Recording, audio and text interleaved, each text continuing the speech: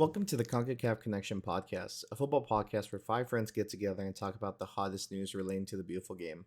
If you enjoy what you hear, do us a favor and leave a 5-star review and give us a follow so that you never miss another episode.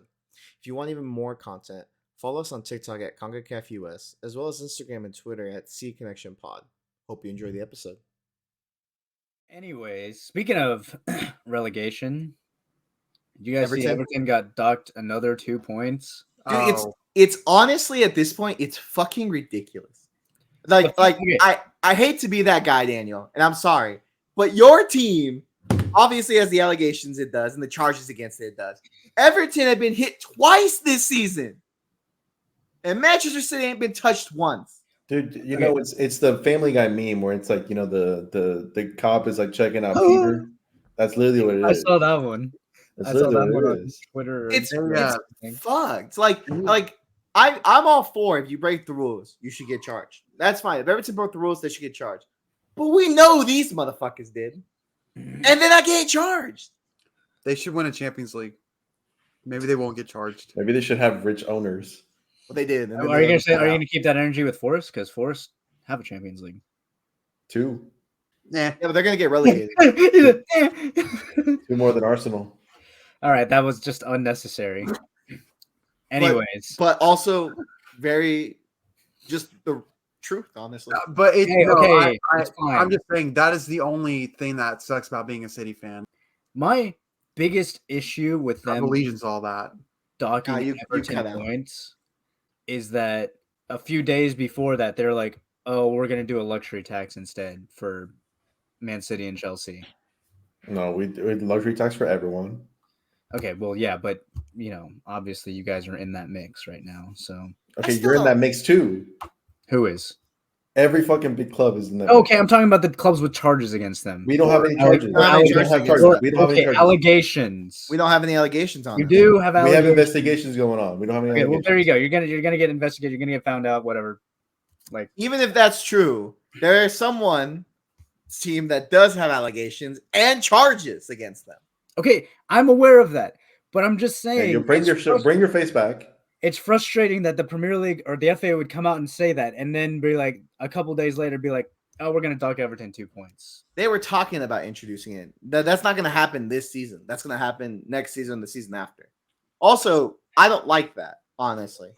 Like I've said it, and maybe I'm wrong for it, but I'm all for making the league competitive. And after talking to Abdon and Eddie through Twitter and researching a little bit of it, it doesn't seem like it'll actually make the league competitive. It's just going to I'm not for it. It's just going to really help out smaller teams be bought by rich countries. And I get that, but also like not every owner is going to want to invest in a smaller team. And like there are some teams that have the infrastructure. Like Newcastle had the infrastructure to be bought by a big team and then eventually be transferred. Like this will benefit Newcastle. But after that, like it'll probably benefit Brighton. But like after that, there's not a whole lot of teams that benefits. And I'm not benefit Forest. I'm not for that. Forest, I don't correct me if I'm wrong, but Forest, as far as I know, don't have the infrastructure that Newcastle did or that Brighton do. Well, no, but they've got money they've spent poorly. Yeah. But that's money down the drain, in my opinion. They signed 20-something players last season and another like 9 this season. They signed 28 players last season. 28 some on loan. Players. That's insane. Yeah, I'm pretty sure Nottingham Forest bought more than Chelsea last season. They did. They spent less money, but they bought way more players. They bought 2.5 squads. It's crazy. It's crazy. Like, it's insane. Like I understand Nottingham Forest's charges if they get it, whatever. Everton, I understand the charges if they're true. I get it. But I know the thing that frustrates me is I know there are other teams with charges. And they aren't going as hard as on those teams. Everton had 3 charges on them? Was it Forest had 1? Like I hate to keep being the dead horse, but like even look at Leicester City. Leicester City are gonna get or was they in a lot of trouble right now? I don't remember exactly what they go to the Prem. There's gonna be something going on with them. Exactly, but City are sitting clear and free. I'm not saying they have to get hit with the 116 charges as of right now. But 1 or 2 charges I know for sure have been found to be true. They have to have been. And if that's the case, they need to have points deducted. Preach. And the same thing is if it was Chelsea or Arsenal or Liverpool or anything, like it's the only way we're gonna be able to fix the league and fix the corruption. And this isn't me against City, and I'm yapping a little bit right now, but I just think that this isn't a good way to handle. Like, it's not a good look for the Premier League, punishing smaller teams for doing the same things big teams did. Like, it's not a good look, in my personal opinion. On a smaller scale. It is on a smaller scale, but it's still the same crime. No, I know. I'm saying like they're getting punished for doing the things that we're doing on a smaller scale. 100%. But so that's because they very unfair. Yeah, it's very, very unfair. And I don't think it looks good on the Premier League. I also think that it's going to cause an issue, like, because the moment they try, and it might be part of this, if they try to go after one of the big teams, that now, since the Super League has like creeped its head around, like, these teams know that they can leave and form like their own league. The only issue is the players can't compete in FIFA tournaments, to my knowledge, but who knows? It depends if FIFA even continue enforcing that.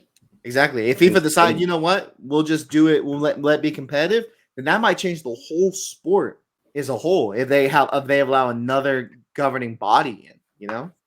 So that's where I'm like, this has a lot of implications, but I just think, regardless of all those, attacking smaller teams just isn't a good look.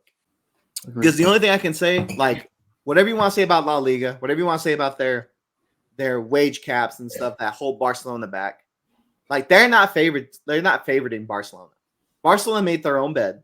They're lying in it, and La Liga's not bending it. Even if at the risk of losing Lionel Messi, which is a huge amount of ad revenue, they said, "No, you broke the rules. You can't do this. You gotta like, it might suck for the league, it might suck for Barcelona, but you gotta fuck with it because, like, they don't care." I fuck with it heavy. Yeah. So I mean, and this is like, if it was my team, if it was Arsenal, if it was Liverpool, if it was Tottenham, if it was anybody, it's just, unfortunately, Daniel, City are the main culprits. Yeah, that's not me. Unfortunately. And it's unfortunate for Daniel, but I mean, it's just the truth also. Yeah. I mean, I kind of just have to live with it. I'm not gonna lie. Like that's like the only backlash about being a City fan is like, I'm supporting a cheating team. How does that make you feel? They're cheaters. Cheated your way to trophies. You better hope and pray financially that nothing comes of Arsenal, because something's gonna come of us. I already know. So I was gonna say, let's also be honest. None of the big teams are like squeaky clean. Let's also be honest, right? Our nickname was like the Bank of England or something. So yeah, I mean, I'm sure something will be found out about us. You had Saudi Arabia. For now, your stadium is the Emirates Stadium. Back. Yeah, you've had Saudi money for a while, just not directly owned. So just it's Qatari backed. I'm sorry. Yes, but either way, state-backed stadium. The truth will reveal itself one way or another. I need the truth now. All right. So, what are the big news? Do you guys hear about the ISIS attacks? Like the ISIS threats? Yeah, I heard about the threats. There was no attacks, right? I don't think so. Oh no, it was just supposed to be for the Arsenal and the Madrid game. I don't know if they said anything about tomorrow. It was supposed to be for all 4 games. Was it? Yeah. They made a threat at Santiago Bernabeu, Emirates, Parc de France, and the Wanda Stadium. This should be the semifinals.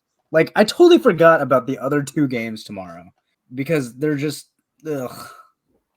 Buddy, pump the brakes first. Make it to semis before you start talking about this should be semis. I'm just saying, like, the reason why I forgot about the other games because it's like, it's fucking shit. Wait. PSG versus Barcelona might be good. And I'm not going to lie. Atletico Madrid and Dortmund might be kind of good. That's a good game. Those are good games. Atletico and Dortmund are exact polar opposites. And PSG's manager is of the Barcelona mold. And Barcelona are struggling. And he's already taking shots. Yeah, that was a crazy. Wait, Luis Enrique? Yeah, he's taking shots at Xavi. What did he say? He basically just said that he's a better manager. Like what he did at Barcelona will never be replicated by Xavi. Some shit like that. Facts, honestly. But at the same time, like I know that's true, but like he also had a way better squad. That's not his fault. I'm not saying it's his fault. I'm just saying I'm just putting it how it is. Like he pretty much said something about like how Xavi was like a fraud or some shit like that, and how he's like miles and levels clear of Xavi as a manager. So he's been taking shots already in the press conferences. Honestly, I mean, I can say like one thing is that Enrique did create one of the most prolific attacks we've ever seen, but also his defense was shit. Defensively, Barcelona were not sound in those years. I'm not saying that. Done, though. I'm not saying Barcelona is better defensively or offensively now than they were then, but just saying like he just benefited off of prime Messi, Neymar, and Suarez. Yeah, because then he had Rakitic, who was really good. Rakitic had was really good those Iniesta, seasons. Busquets, and then you had what was the back line of Jordi Alba, Dani Alves. Was Dani Alves still playing? No. Yeah, he was. For that trouble. For the trouble, was he? Oh, okay. And then you had PK and you had Mascherano. Umtiti. No, it was Mascherano, wasn't it? It was the flip flop between Umtiti and Mascherano. Okay. So it was those two, and then you had Ter Stegen. Yeah. I don't know. I think, but I mean, I do agree. Like Xavi doesn't have the squad, but also Barcelona since Laporte have just been a mess. Like Laporte, I think it's Laporte. I don't correct me if I'm wrong, but he's the one that really fucked up their finances. Because before then, they were still able to sign. They got the Neymar, the Lionel Messi, the Suarez. They got the Rakitiches, the Ter Stegens of the world, and now they're getting the 16-year-old, maybe 16-year-old Yamals of the world. Maybe. What do you mean? You haven't heard about that? The scandal? There's evidence to suggest he may not be 16. He may actually be older. I think I have seen that, and the evidence is that he might be 17. No, I thought the evidence was like 19. 20, like 20. Right there. Yeah. He doesn't look like any 20-year-old I've seen. He looks like a 16-year-old. No, he don't look like a 16-year-old either. He doesn't look like a 16-year-old I know. He just has braces. You take the braces off, motherfucker's like 25. If I'm gonna be honest. Okay, well he's not 25. I don't know about that. Let me feel good about myself. He looks at max 18. He looks no different than Nani Madueke. Let me just say it that way. Well, how old is he? Like 20. He's like 20. Brandon, speaking of birthdays, I'm so sorry. I forgot to text you. Happy birthday. Thanks, baby. Was it today? No, 3 days late. Oh. Happy birthday. Thanks. Yeah, I've been busy. I'm sorry. Happy birthday. I'll make out with you later. Oh. Anyways. Clip that. Clip it. Yeah, I don't know. I mean, but even then, like this is the moment to see who really is the better manager, because I also think PSG have not a great squad really either. Bad squad. They're not bad. Like Barcelona also isn't a bad squad, but they're not great squads. You've got Robert Lewandowski and De Jong for Bars, and then you've got personally. Mbappe. Personally, I'm talking Dembele. Okay. I'm just saying Dembele. PSG has a bad squad. I'm not saying Barcelona do. Barcelona, even though they're not the same squad when they won the treble, it's still decent. I think their squad's better. I just think PSG have a better manager. That Lee guy that plays on the wing's pretty good. I don't know, Daniel. Like, if you go like 11 for 11, I don't know. Donnarumma versus Ter Stegen is a tough one. It's a toss-up. Just depends on how you want to set up. Hakimi versus, I don't even know who plays right back for Barcelona. It's not Joe Cancelo. Joe Cancelo plays on the left, right? Mm-hmm. Is it Balde? It's Balde. I take Hakimi over Balde. Yeah. Okay. And then you got Joao Cancelo on the left. Center back wise, I'm not even gonna lie. I don't know the PSG squad or Barcelona squad that well. I know you have Christensen's on Barcelona. And Koundé's on Barcelona. I want to say Marquinhos is still for Paris. Yeah, Marquinhos is still there. And Marquinhos, I take. He's got to be one of the two back there. I don't know who's the other guy from. Oh, Skriniar. Skriniar. Oh, Skriniar. Skriniar's good. He was okay. He was okay. He was at Inter, right? Yeah. Yes. Yeah. I mean, I don't know. It's hard. It is hard because they have like PSG have like Gonzalo Ramos, who's a good player, Kylian Mbappe, Ousmane Dembele. Marco Asensio, Vitinha, Kongi Lee, and Fabian Ruiz, and then they've got their defenders Lucas Hernandez, Marquinhos, and then 5 goalkeepers. God damn. Pretty sure Cancelo Ramos has been pretty average this season. Yeah, but that was he signed last season or the beginning of this season? No, this season. Beginning of this season. Yeah. The Cancelo Portuguese striker. He Played for had Benfica. a glow up during the World Cup, to be fair. But he had a really good World Cup. He was good before that. He was scoring in the Champions League and stuff. And Benfica, but his name really got murmured throughout the world during the World Cup. Well, of course, because that's where everyone's eyes are at. Everyone sees good players in the World Cup, but then So I don't know, because I think like you have Robert Lewandowski, you've got Yanni. I can't think of his last name. The 16-year-old we were just talking about. Yamal, yeah. Who's on the left for Barcelona? Left wing. Rafinha. Holy shit! Thank God we didn't get his ass. Rafinha's trash. Like Okay. All in all, both sides have maybe like 5 really, really good players. I mean, okay, average. So for like Barcelona, like you would take, like let's say at Chelsea, I would still take Lewandowski. I feel like. Yeah, he's got one more good year in him. Gundogan is great. Oh, they have Gundogan. Yeah, they have Gundogan. De Jong is okay. He's better. Would be better. He fits a certain team style, but I don't know. People rate De Jong like crazy, and I've never seen it. He's okay. I think it's because Barcelona. Barcelona. Yeah, maybe if Barcelona was better, he would be better. I don't know. And I mean Yamal. He's good. I'm not moved. But you just do it. But if you take away the age, if you take away the fact that he's potentially 25? 16 or 17, like if you just showed me him, I'd be like, he's okay. The back line definitely doesn't hit me. No. I'd take Ter Stegen in a heartbeat, though. I think Balde will come good eventually. But maybe. And then Araujo is going to be all right. I think, what's his name? The French center back for Barca. Koundé? I think he would be good. I personally do think he's good. He was good at Sevilla. I think him going to Barcelona. He's not a good fit for Barcelona. Yeah. He's playing right back. Yeah, that's also not helping. Yeah. I don't know. And then for like PSG, I know people don't like him and don't rate him, but I still take Donnarumma. Donnarumma is a good goalkeeper. Vitinha. Vitinha's insane. Vitinha's good. Vitinha. Like, take away all the drama behind them, everyone's taking Mbappe. I haven't heard much about Barcola. How's he? He's okay. He needs to clean up his finishing. Okay. If he cleans up his finishing, he'll be class. Dembele never. If it wasn't for the injuries, Ousmane Dembele would be probably the best right winger in the world. He's been pretty good on being injury free this season. He gets injured he gets injured tomorrow. Yeah. They have a really young French player that plays in the midfield. I can't remember his name. Oh, Yongo? No. I think that's wrong. Midfielder?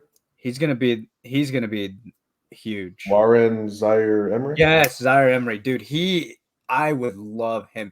He's gonna be so good. What's he play like? 18 years old. Who does he remind you of?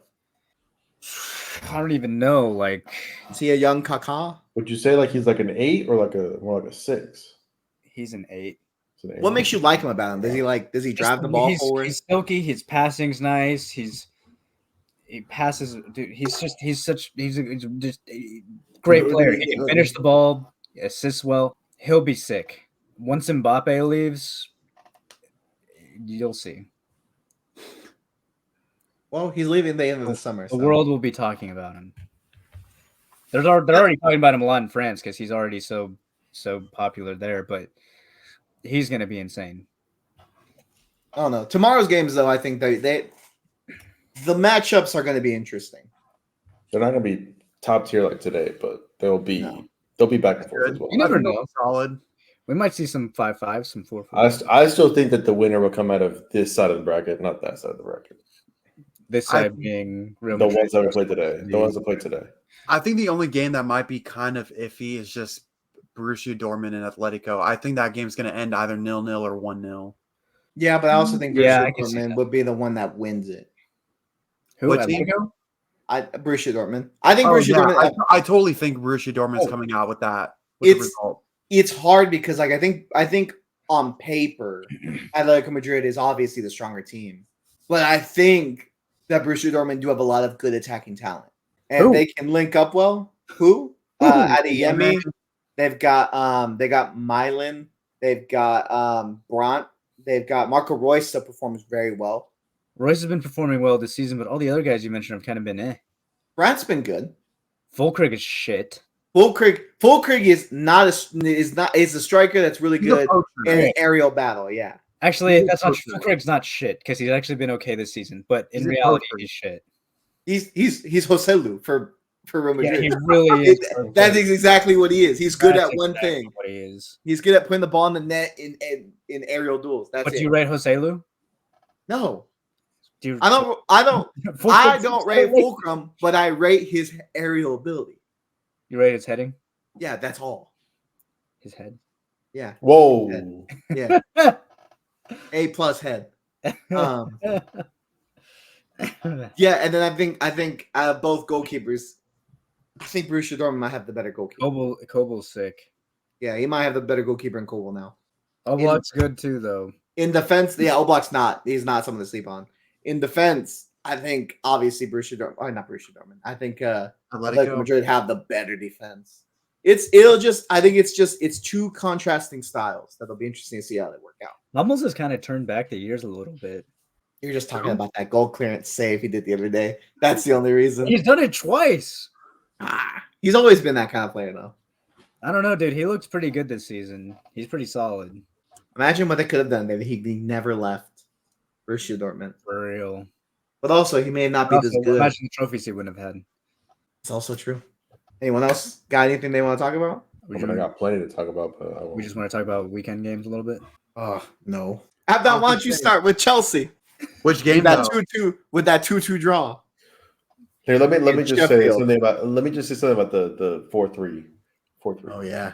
The 4-3 was I wanted to go back to the Daniel text where I said it was a mid-off, it was a shitty game, and you said it was a 7-goal thriller. How was it a shitty game? It's like, did you watch the game though? Like maybe from your, I mean, I'm just looking at it from like a neutral perspective. Right. Like I'm not like if I was a Chelsea fan, I'd probably be analyzing the team a little bit more. But from like my perspective, it was a good game. Just because the thing is like you see, like the games today where the Madrid Man City game where it's like it is back and forth, but there is a semblance of a bit of control in the attacking patterns. I mean, in attacking, yes, but like attacking patterns, like it wasn't ping pong back and forth. Like it was counterattack and then dispossession and then counterattack and dispossession. Like it was a bit of like, analytical, like thinking. It was controlled. It was tactical. It's all this and that. It's like the City Man United game was just header, bomb forward, kick it long. Like it was just there wasn't anything there. City were the best fucking team for 30 fucking minutes and then lost it all for the next 70. 70 because it was 101st minute. It was a bad fucking game. Thank God for Cole Palmer. I mean, that's all I can fucking say. And I was and a late goal. Yeah. I mean, I was joking about the fucking obviously the Cole Palmer for PFA Player of the Year, or Player of the Season. But hey, I mean, this man needs to win the Youth Player of the Year. He probably will. He's carrying the middest of teams on his back. Well, if we win some kind of silverware, it might be Foden. Foden has already won the Youth Player of the Year, though. I think he's already disqualified from it. Oh, really? What's the cutoff for the age? Like 20? I don't know the cutoff, but I think if you win the Youth Player, you can't win it again. I might be wrong, though. No, that's right. Okay. That's fucking stupid.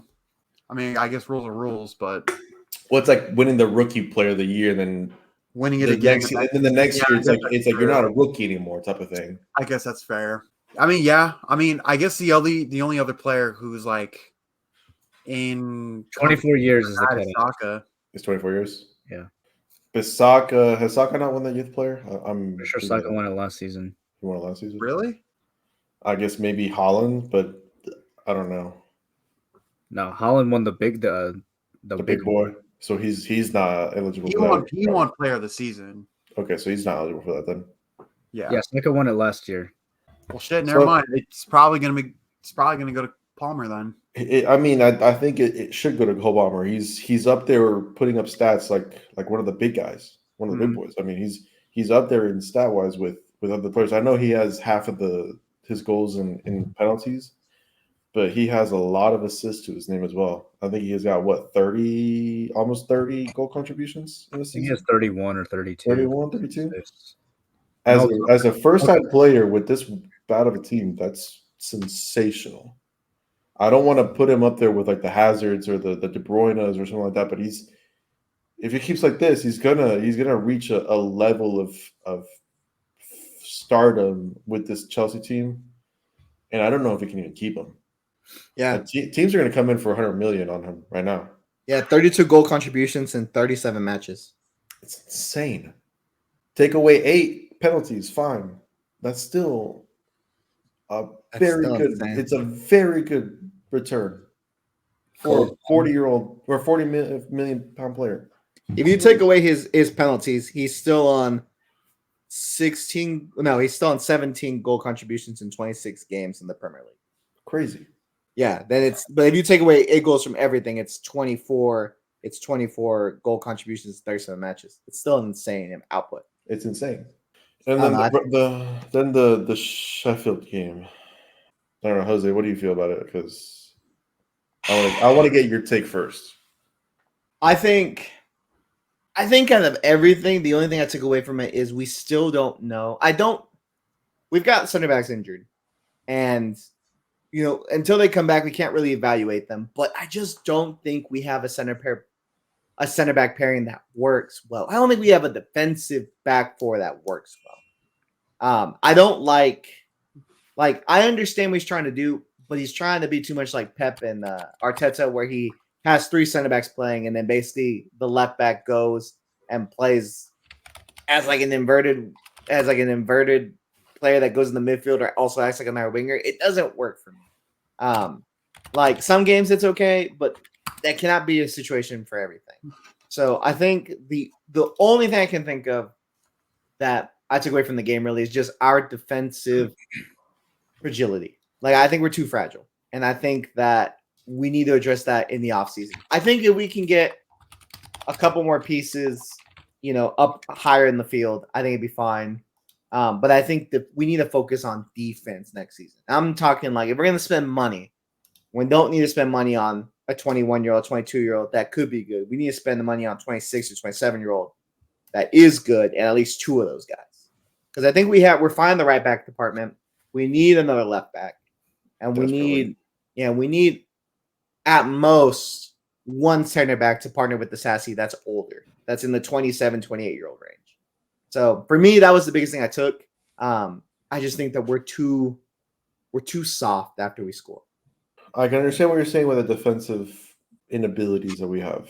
I think we're nearing or have already surpassed Chelsea's worst ever defensive performance in a season in the history of the team. It's on the players, but at some point we really need to look at the manager, and the board's also a blame. Board is completely a blame because they're the ones that bought these guys. So don't. It's not just all on Poch. The players have fucked up. The board has fucked up. The owners have fucked up. Everyone's fucked up. You have to set your team up in a way that's defensively sound. As a top tier manager, you got to do it. But then I go back to Frank Lampard's first managerial stint. I don't know if you remember, Jose, but Rudiger sucked under Lampard. 100%. I hated Rudiger him. Was horrible. I hated him. He was benched. We wanted him sold. We like all this and all that. Thomas Tuchel comes in, and Rudiger looks like fucking prime Maldini. Looks like prime whoever you want to fucking name out. So I don't want to say that, and I don't trust this board to make the right managerial appointment if we do fire Poch, because I don't think they can. But all I'm saying is a bad center back could become really good under a different manager that sets him up in a different way, that uses him in a better way. But then moving on from the defense, like we got outplayed by Sheffield. They had more XG, they had more shots on target, more shots in general. They had more possession, more this whatever fucking stat you want to say. I think we had more yellow cards. That's the only thing. Actual. That's the only stat we want to more yellow cards. It was a mid-table scrap for sure. Oh it was a relegation scrap. Shh, I didn't want to say all that, but It was a relegation. It was.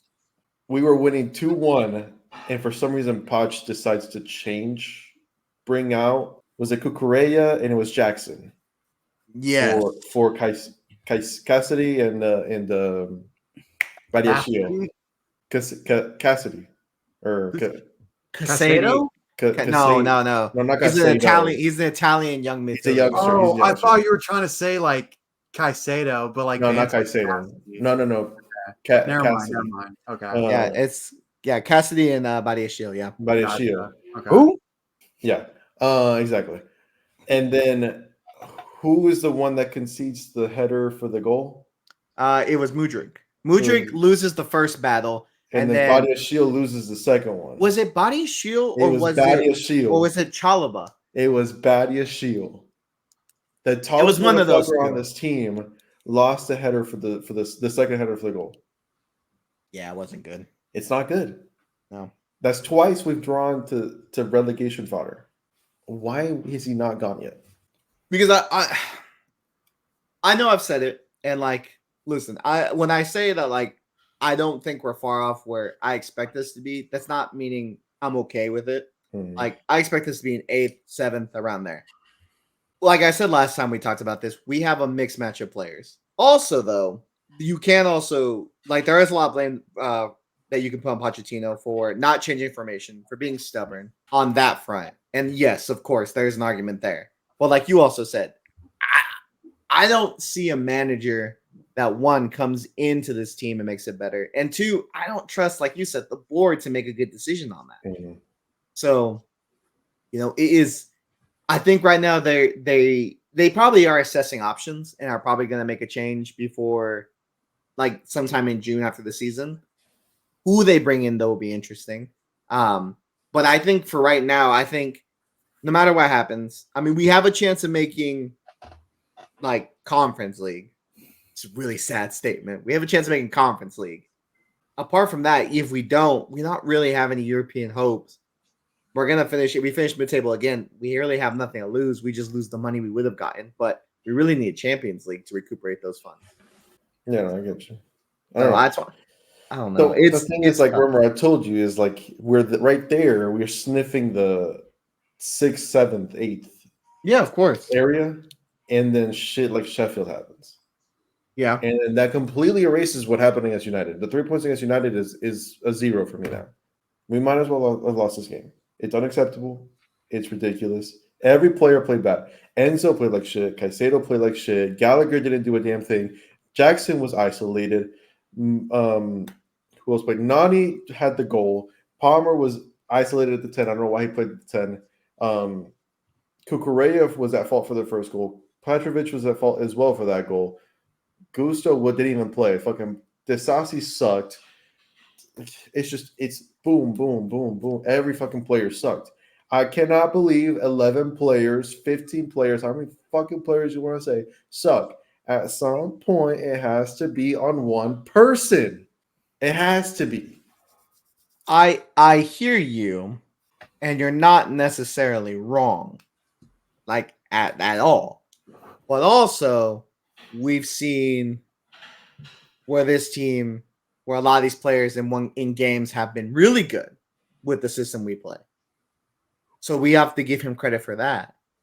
And like, also, unfortunately, like, it's an argument that's been thrown around. I don't necessarily agree or disagree with it, but like, if we had players that could finish, we'd be much higher. So like, the job of a manager is to set up the team to have chances. We have had a lot of chances that we've squandered. Sure. And that's why I'm like, it's hard for, like, I'm not saying that it's right. I'm not saying that that's a good defense for him, but also, like, we're blaming Poch for having a bunch of kids that don't have a lot of experience under their belt. I mean, how many of these players that we signed had more than 150 games under their belt before coming? Very little. So that's why I'm like, there's a couple players where you're like, okay, it's unacceptable. There's other players where you're like, what do you expect from a man? Like, honestly, like the fact that we're in 9th right now, 2 games in hand, depending how those games go, we're higher. Maybe we're not. Maybe we just stay at 9. And I don't think that that's awful. It's not great, but it's not also awful. And we need more experience. And the reason I'm okay with giving him more time or just taking it slower is because, we cannot just, like, we've had 5 managers now in 2 years. We cannot just keep changing and snipping. And because, like, whatever happens, these new managers are going to come in. They're going to be in the ear of the sporting directors being like, we need this kind of player. We need this kind of player. And we're just going to keep building up a mixed mash of players. And I said it earlier in the season.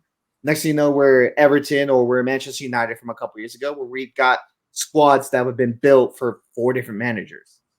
Like, I'm not saying that we have to stay with Poch in the season, but we need to find someone that doesn't necessarily play similar, but has similar ideology for what players we have.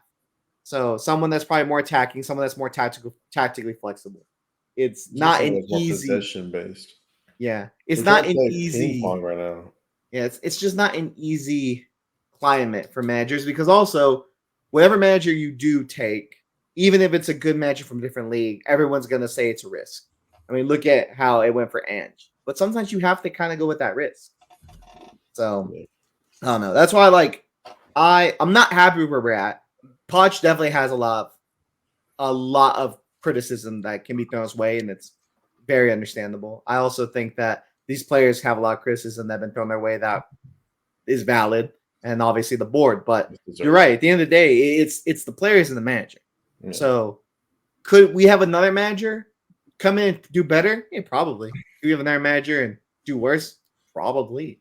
Yeah. That's why I'm like, for right now, I think until the end of the season, I think we just stick with them and we assess the options after. Yeah, no, I get you. I just wish that we would have pulled the plug on him sooner when we were in the EFL Cup and the FA Cup to have been able to see something different. But at this point, yeah, maybe we should just write it out. Fuck it. I hear you, but also we did take us to a final. I mean, not gonna hate him. I guess we lost the final. That sucked, but against kids, it's not but those kids. That narrative I don't like because Keller's 25. They had 2 kids. No, they had a bunch of kids. No, they just people from the academy, but they've been playing for forever. I think Elliot has had 100 games under his belt for Liverpool already. No, I meant more the bench that he put in the house in the extra time when we looked lethargic and dead and not really trying to go for it and playing for penalties, and the players wanted the penalties. Yeah, Klopp was putting in the kids from the academy and they were winning the fucking game for them. But I also think that's just a different mentality with the clubs at the moment, probably managers and also players. Yeah, so because unfortunately, we don't have the only winner that we really have in this team is Thiago Silva. It's the only real winner we have in this team. Whereas Liverpool have Robinson, Van Dijk, Alisson, Salah, a bunch of players that have been in these positions. It's not the same. It's not the same thing. It's not the same. If this was a couple years ago, we still had and we had Rudiger, we had Christensen, we had I think who else? We still had Conte and stuff. I think it would be a different game there, but we don't. We lost a lot of leadership, and that's another criticism I throw at the board because they didn't really plan this stuff. Yeah. But at the end of the day, everyone shares a part, and I think no matter what we do, I think right now we might as well just stay with what we have, and then at the end of the season, evaluate. That's my personal opinion, but I know not everyone's gonna agree with it. If we lose to Everton, he has to be gone. Yeah, if he loses to Everton, he has to be gone. What if he draws? How does he draw? Does he fucking lose another fucking lead at the last second? I don't know. What does Danny and he equalizes the last second? Gone. Gone. So without victory, gone. Daniel, Brandon, what do you think? What if one of the players gets a red card and it's a draw. Okay, that's different. That's extenuating circumstances of a player making a dumbass decision. You're already this far, and Yeah. we're after that game. It would be what 32 games played. Like, there's no point. Like, 30. I get your frustration, but like, there's not like that's just throwing more gas in the fire with the whole merry-go-round. Like, I really do think you just need to ride it out. Getting rid of him in the summer is one thing, but like getting rid of him now, I don't think that changes. If anything, that actually puts you backwards. I might get that new manager bounce. We might.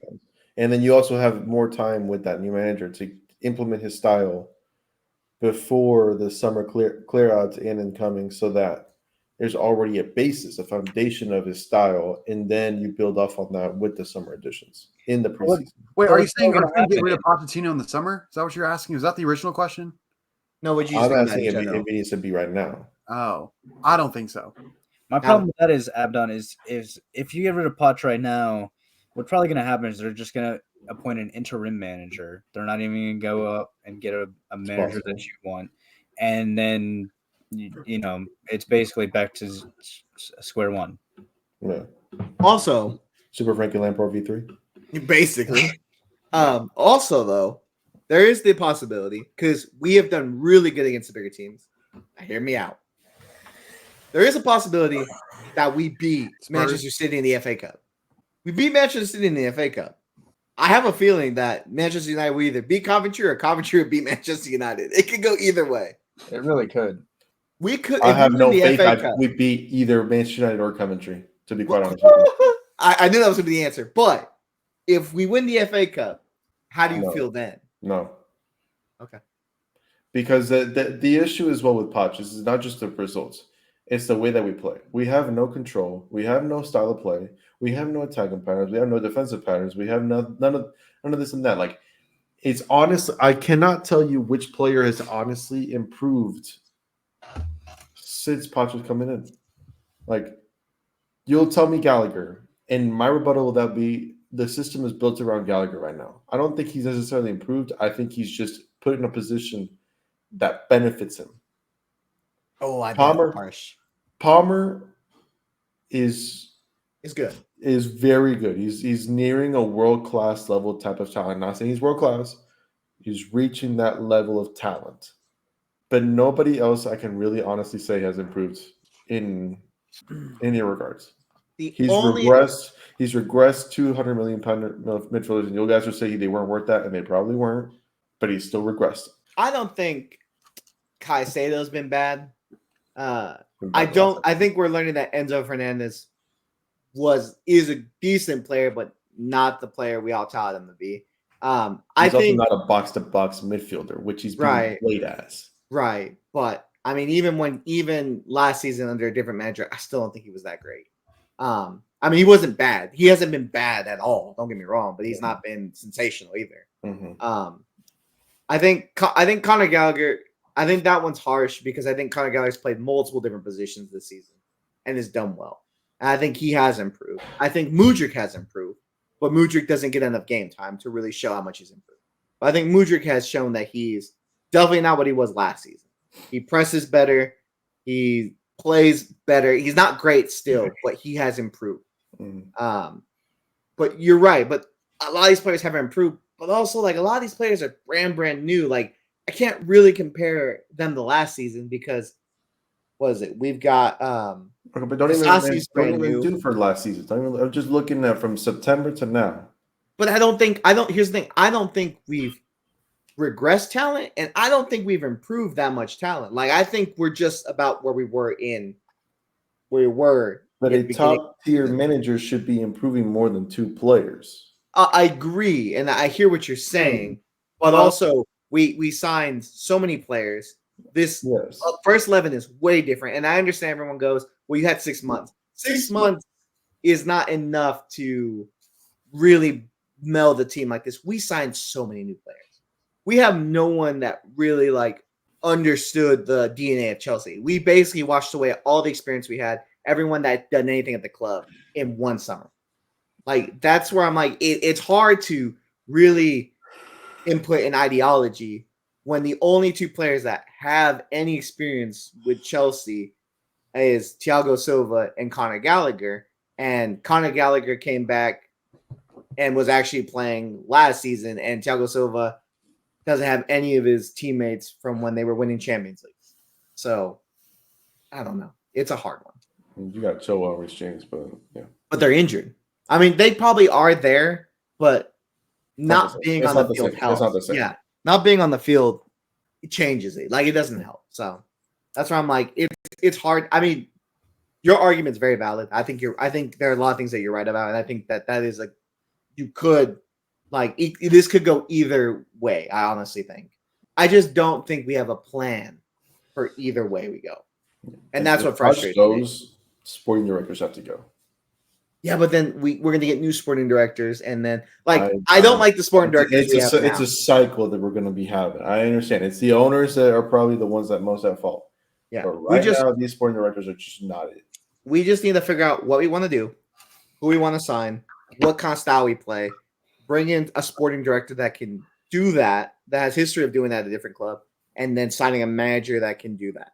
That's the two big pieces right there for me. After that, I think everything will kind of fall into place. Transfers will take a while, but whatever we do, we have to give the next person time. Like, actually time, because we have no choice. Maybe we should just promote Joe Shields. I mean, maybe. I mean, hey, that's also an option, but that man can spot. That man can spot out talent. That man spotted out Foden, Palmer, Lavia, a bunch of these kids. Dujuan Richards that is blowing it up in the championship or the under 21s. Yeah. A bunch of players for Oscar Bob, Rico Lewis. I'm sure it was Joe Shields. Maybe we should just fucking promote him and make him senior sporting director. I hear you, but I don't know.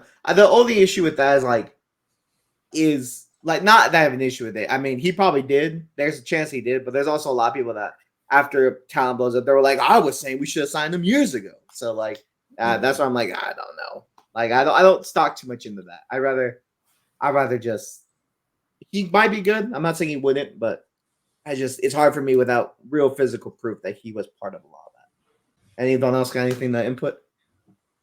All right, then I guess we got predictions. Pull it up. Oh, yeah. We're not going to talk about United Liverpool? Yeah, talk about it because I got to figure out I forgot to do that. That was kind of a surprise. Big result. Changes the landscape of the league a little bit. I was really wanting United to win and not just draw, but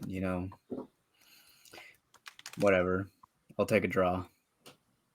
But shocking for sure. And then the fact that Liverpool got that penalty and it shouldn't have been a penalty, it's just frustrating. I cannot believe VAR didn't see that angle where Elliott didn't get touched. I think they did. The only thing is dude, that trailing leg does not count. He stuck it there. It does not count. I think that's the only thing that makes it a penalty. Then if that was the case, then Neuer against Saka should have been a penalty. Yeah, but they probably freeze framed it, and they were like, "Oh, look at that leg." Just saying, man. But you should, regardless. You should be happy. You should be happy regardless. They took points. I'd be happier if they'd taken all three. You're right, but also then they're at 70 points, not 71. No, they'd be at 69. Nice. Would they be at 69? Yeah. Oh, I guess they would be, huh? I'm thinking they still drew. You're right. They'd be at 69. Manchester City would be at 70. You'd still be at 71. Right. It's not that big of a point. I hear you, and I get what you're saying. Just win your games. That's all you can do. Yeah, obviously. Because here's my thing. Here's the thing. You're going to bitch about this moment, and it's valid. Well, we can go back in the season, and there's an Odegaard handball there somewhere along the line that should have been called and wasn't. Liverpool also have a penalty that probably should have been given to them after the Doku challenge. That wasn't. So, you can complain about you can complain about the officiating and how that was or wasn't a penalty, but also there's been clear penalties from earlier in the season that haven't been given. So you can also call it balancing the scales. That's how I see it. Fair enough, I guess. I'm all about balancing the scales. No, you're not. You're all about. You're all about. I am tipping them in because your I favor.